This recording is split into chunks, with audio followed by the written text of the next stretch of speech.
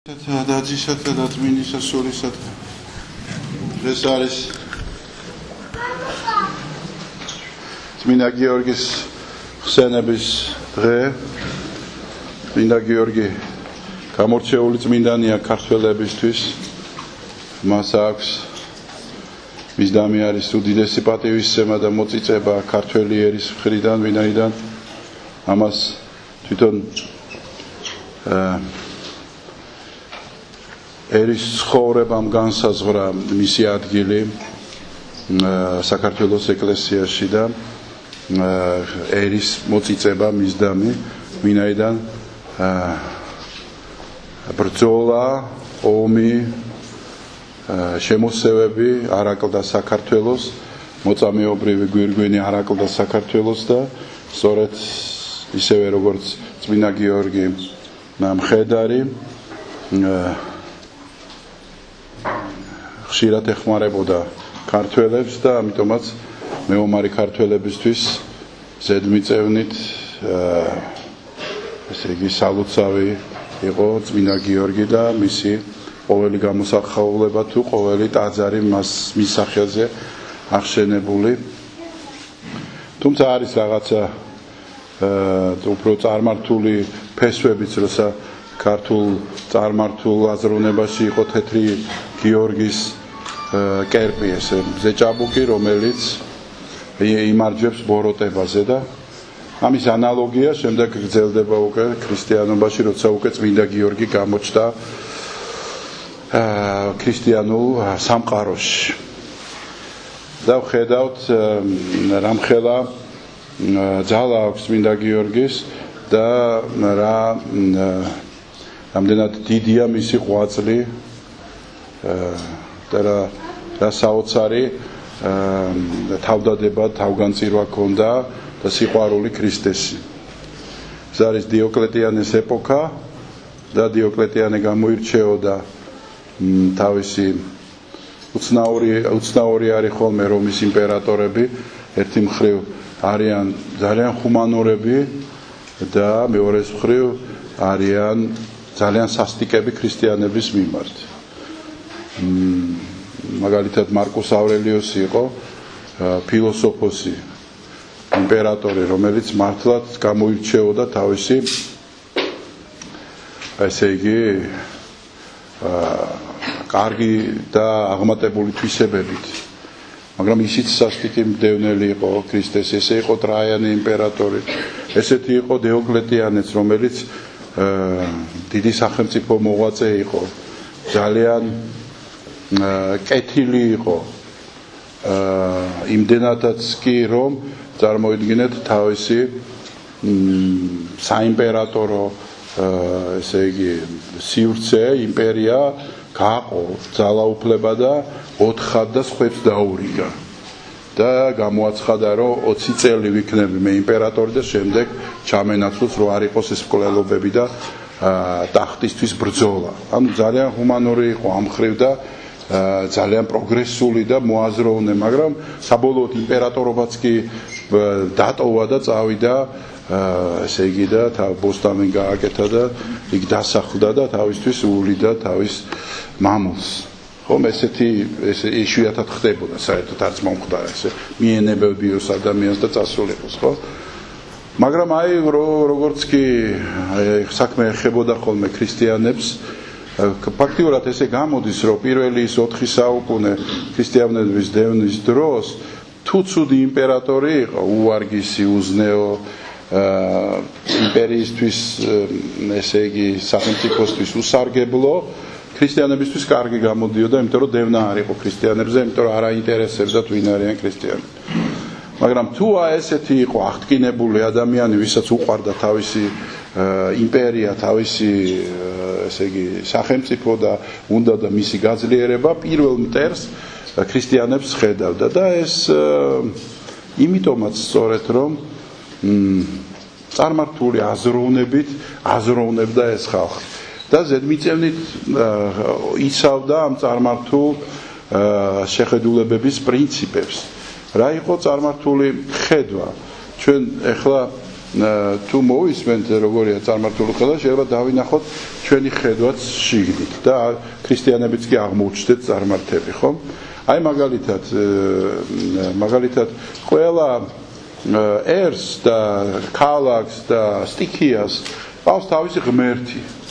ამიტომაც რომში არის პანთეონი. როცა რომი იბრძვის და ვიღაცაზე იმარჯვებს, ესე იგი მისმა ღმერთებმა მანამდე სანამ ეს გაიმარჯვეს მათ ღმერთებზე. ამიტომაც იპყრობდნენ ამ ხალხს, მოყავდა და მათი ღმერთებსაც იერთებდნენ ხოლმე თავის პანთეონში, ვინაიდან რაც უფრო მეც ღმერთს, ესე იგი დაამშვიდებ, შეწირავ მსხვერპლს და აღარ გაგიბრაზდება შენ, მით უფრო წარმართებული იქნები ბრძოლებში.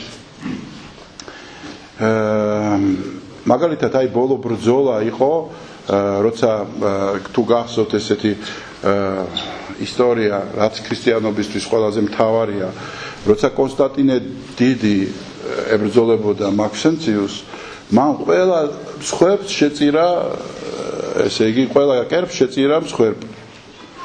და ერთ-ერთი ვერსიით სწორედ კონსტანტინეს ეუბნებიან, რომ აი ქრისტე არ იცის, იმიტომ რომ ქრისტე წავდათ ხოლმე კერპებში. აი ქრისტესთვის არ შეუწირავს მსხვერპლი. და აი შემდეგ იმარჯვებს ქრისტე. და მათი აზრით ქრისტეს ერთ-ერთი ესე იგი კერპი იყო და ამიტომ უნდა შეეწირათ მისთვისაც მსხვერპლი. ასე რომ დიდი დაზვერვა ხდებოდა ხოლმე თუ რომელ კერპებს წირავდა აი ესეთი ისტორიაც არსებობს მაგალითად, როცა ესე იგი კერპების შეწირვას აპირებდნენ ომის წინ შესაწირს, ჩუმად მზვერავები შედიოდნენ და თვითონ წირავდნენ ამ კერპებს, ეს მოწინააღმდეგე წირავდა ამ კერპებს იმათ სამსხვერპლოზე.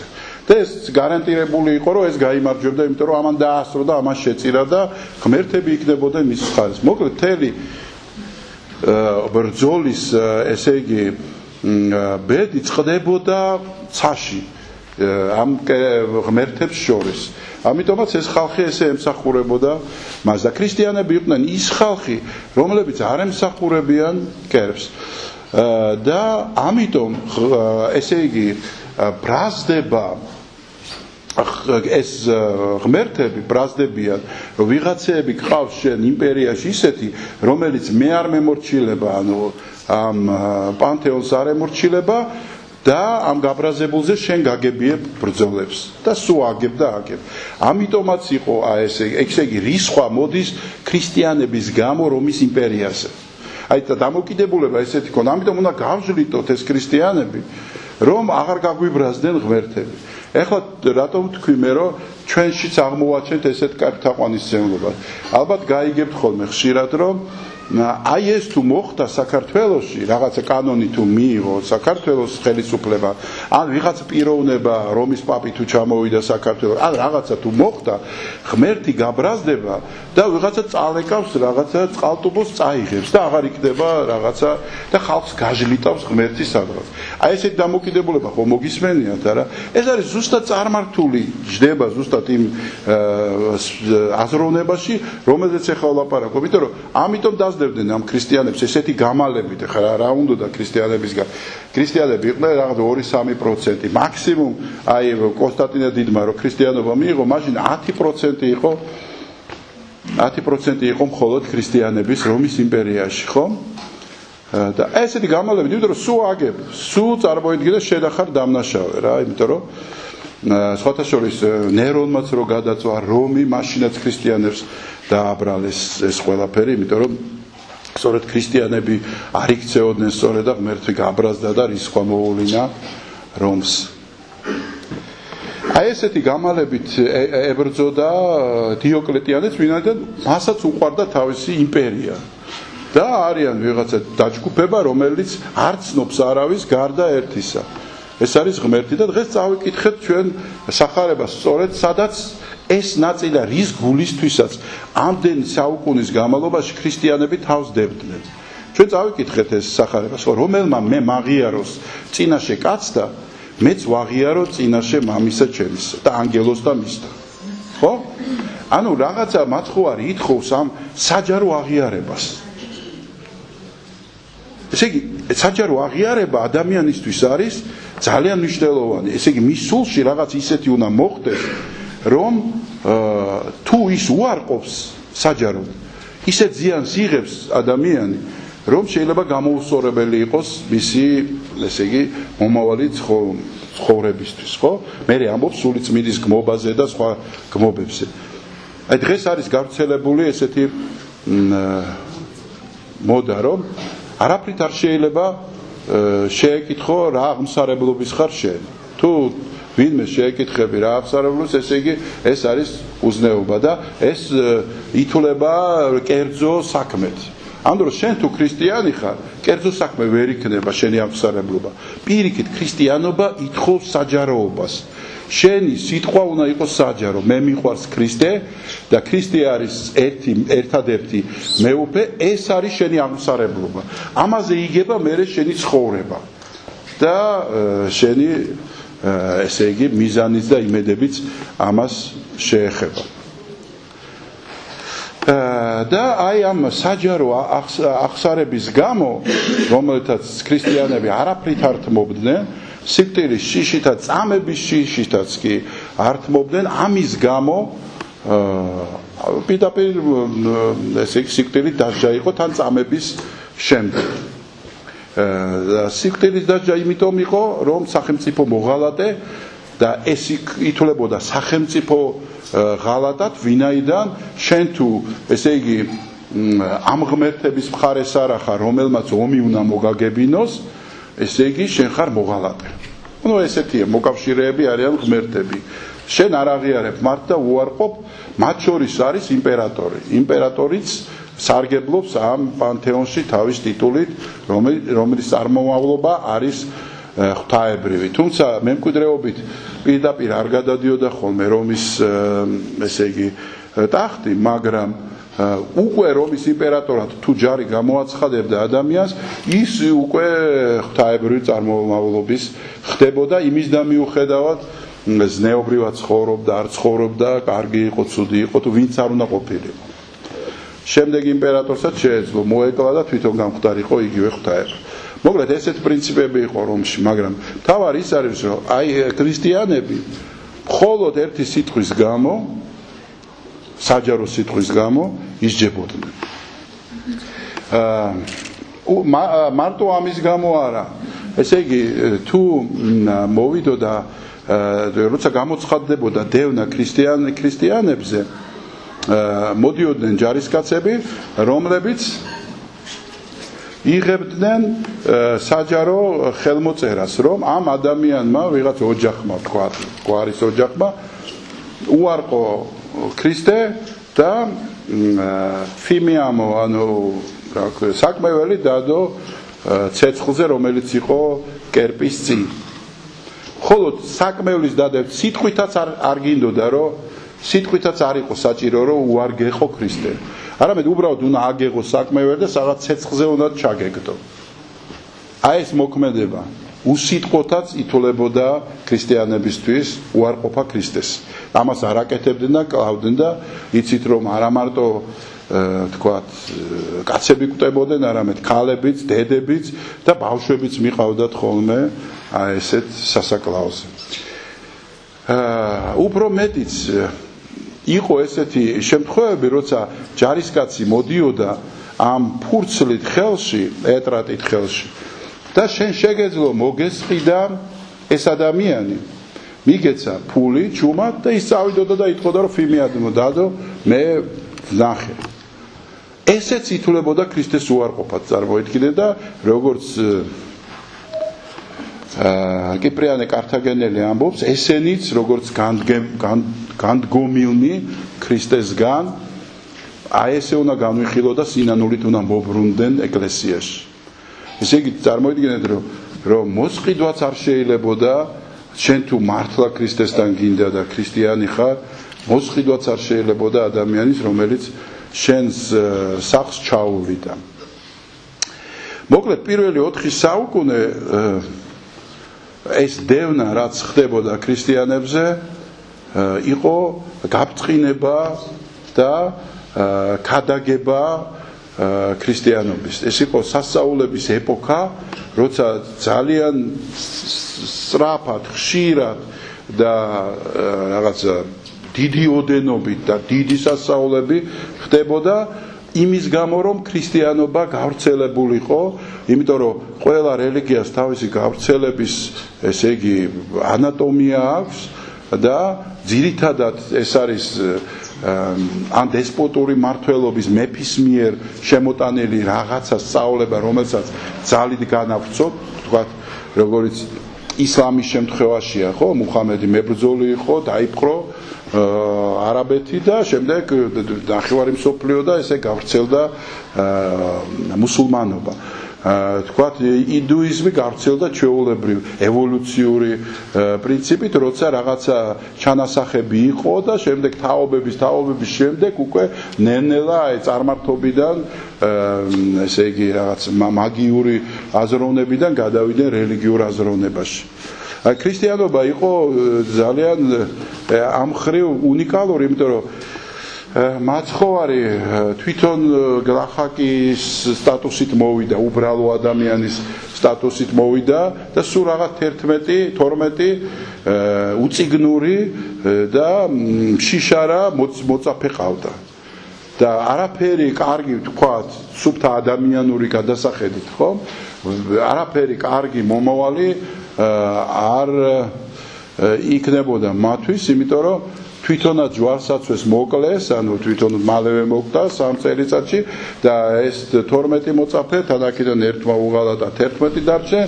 საერთოდ როგორ უნდა გაევრცელებიათ ახლა წიგნობა, ესე იგი, რომის იმპერიაში, სადაც ჩქეფთა ფილოსოფია და საბერძნეთში, უწიგნურ მეთევზეებს რაიმე სწავლება, რომ მოხიბლულიყო ვინმე მაინც სამყაროში, წარმოუდგენელია და თუ არა მართლა ღვთის ხელის ჩარევა და სამრთო აი განგებულება მართლაც, ესეც კიდევ ერთ-ერთი სხვათა შორის ქრისტიანობის ღვთაებრივი წარმოშობისა, სწორედ მისი გავრცელების ისტორია, თუ გადავხედავთ როგორ გავრცელდა, ვინ მოიტანა, ხო?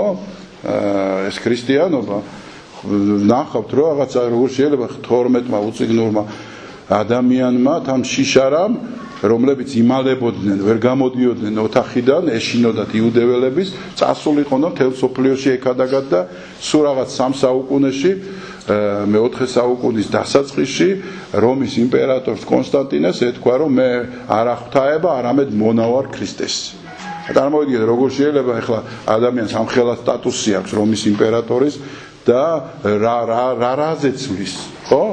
და სუფთა ადამიანურად რო შეხედოთ, ეს არის იმპერატორი, რომელსაც ეთაყვანება მთელი მსოფლიო, მაშინდელი მსოფლიო იყო ეს რომის იმპერია, ცივილური, დანარჩენი ბარბაროსები იყვნენ ირგვლივ, ხო?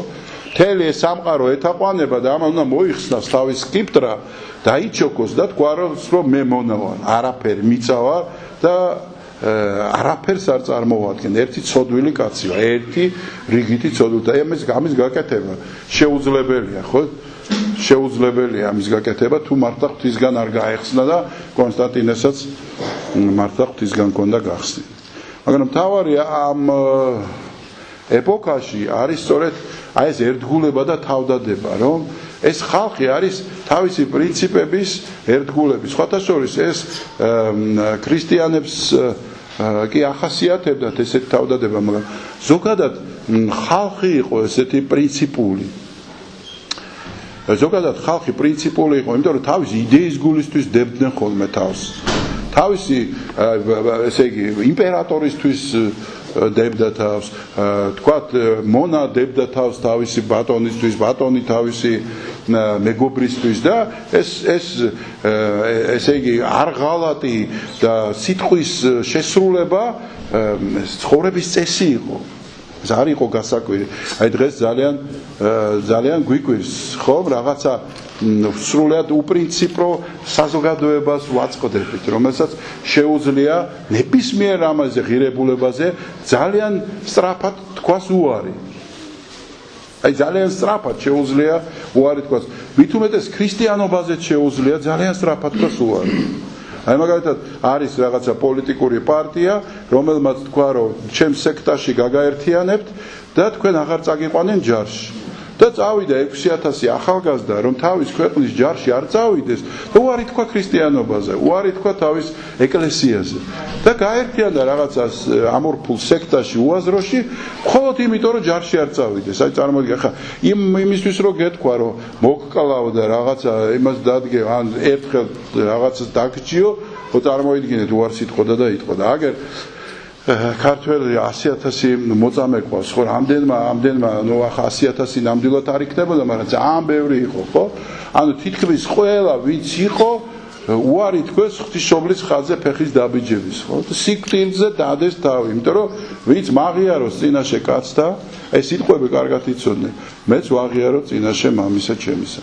და ამიტომაც აი ეს პრინციპების ერთგულება ქრისტესი არის მთავარი, ესე იგი, მამოძრავებელი, იმიტომ რომ ეს ფასეულების ერთგულება შენ გცვლის. და თუ ეს ერთგული არ ხარ და ყველაფერში იმას შვები, უკანი ხევ, რაღაც კოჭლო, ვარდები, რაღაცა სულ ეჯიჯღინები ღმერთს, ვერ წახვალ წინ და სულ აი ესეთი პრობლემა გექნება, სულ იმერყევებ და აი ქარი საითაც დაობერავს, იქით წაგიყვანს, მოდა როგორც მოვა, ისე წაგიღებს და ეს მოდა ისეთი რამეა სამყაროში და ისე იცვლება აზროვნება სწრაფად, რომ აი დღეს ესეთი აზროვნების სტილია, რომ გამოკვეთილად არ უნდა ჩანდეს კეთილი და ბოროტი, არ უნდა იყოს ესეთი მკაფიო ფერები სამყაროში, იცით? ხო, ესეა დღეს, რომ კეთილიცა, ბოროტიცა, შერეული, ესეთიცა, ის ვერ გაიგებ ვინ არის. და ეს ბუნდოვანება სიკეთისა და ბოროტების ერთმანეთში არის. აი, ინტერნეტი რო აიღო, ხო, რომ ჩართავ ინტერნეტს და აქეთ ხატი გექნება ერთ და იგივე სივრცეში, ხო? აი, ზუსტად ინტერნეტია ჩვენი მდგომარეობის. აქეთ რაღაც ფეხბურთელი გეყოლება, იქით მუსიკოსი, აქეთ ვიღაც მანდილოსანი, აქეთ კარტის თამაში, იქით ეკლესია, იქით ფრესკა, ყველაფერი ერთად არის, აი ეს ერთად უკვე. ამას ხო მივეჩვიეთ ჩვენ, რომ ეს ყველაფერი შეიძლება ერთად აჯაფსანდალივით გქონდეს. ეს კარგი კი არ არის, ეს გვაჩვევს მერე აი ეს ბოროტ კეთილის არ გარჩევას. იმიტომ რომ შეგიძლია რომ ერთი მეორესთან ოქსივერონი ქვია რა, თოვლი და ეს რა ქვია, სიცხე ერთმანეთში ცხელი თოვლი არ არსებობს, ხო? ესე იგი ცოდვა და მადლიც ესე ერთმანეთში ვერ ერევა. ზეთი წყალი ვერ ერევა ერთმანეთში. აი, მაგრამ აი დღევანდელი კულტურა სწორედ ამას მოიცავს, ხო, ეს მულტიკულტურალიზმი, რომ შემოდის ყველანაირი აჯაფსანდალი და თავში გაქვს არეული ვერ ხვდები. ეხლა ბავშვი რომ იბადება, თუ კარგად არ გაზარდე, ვერ გაიგებს, ეხლა რატომ უნდა მოусმინოს ამ მუსიკას და არ უნდა მოусმინოს იმ მუსიკას, რატომ უნდა წაიკითხოს ეს ციგნი და არა ის, რატომ უნდა არ ითამაშოს 24 საათი კომპიუტერი, როცა სიამოვნებს და რატომ უნდა ითამაშოს თქვა ფეხბურთი, რომელიც უფრო ჯანმრთელია და კარგია ადამიანისთვის, ხო?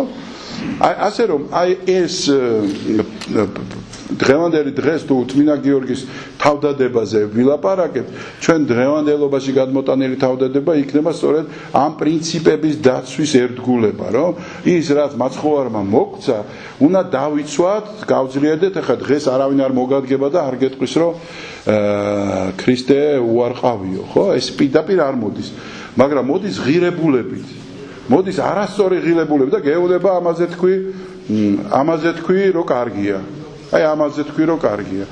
და ვითომ ისიც შენი ღბულია ხოლმე ხშირ შემთხვევაში ტოლერანტობის ესე კაი სიტყვა, რომ შემწყლარებლობა რა კარგია, ხო, ერთ-ერთი ქრისტიანული სათნოება, როცა ადამიანი იწყნარებს მეორეს, ხო? ამაშიც რო გაიგო ეს ტერმინი გაგიჟდები, არ მოგეწონება, იმიტომ რომ შეწყნარებაში ნიშნავს აღიარება ვიღაცის არასწორი ცხოვრების წესის. და ამ დროს გეუბნება შენ სიძულვილის ენით ლაპარაკობ, იმიტომ რომ არ იწყნარებ ადამიანს, რომელიც ამ წესით ცხოვრებით ცხოვრობს და რა ვქნათ ეს წესი ცხოვრების დამღუპველია. და რა გავაკეთოთ, ეხლა რამდენიც არ უნდა შევიწყნარო მე, დამღუპველია. მოკლედ, ასეა თუ ისეა, ამაზე მინდოდა მეთქვა, რომ დღეს არის წმინდა გიორგის დღე და აი თავდადებას წმინდა გიორგისას სიყვარულს ღმრთის მიმართ ესე იგი ერთგულებას და ეს გულღიაობას მისი აი ჭაბუკი მეომარის გულღიაობას უფლისადმი დღეს ჩვენი ასევე ღია გული და ასევე ერთგულება ქრისტესი და მოწამეობრივი გზა უნდა შეუერთოთ და ერთად უნდა განვადიდოთ ღმერთი წმინდა გიორგისთან და ყოველ წმინდათან ერთად. ღმერთმა დაგლოცოთ, ყველას გილოცავთ, გიორგისაც, არა გიორგისაც და ბედნიერებას, ჯანმრთელობას, დღეგრძელობას გისურვებთ.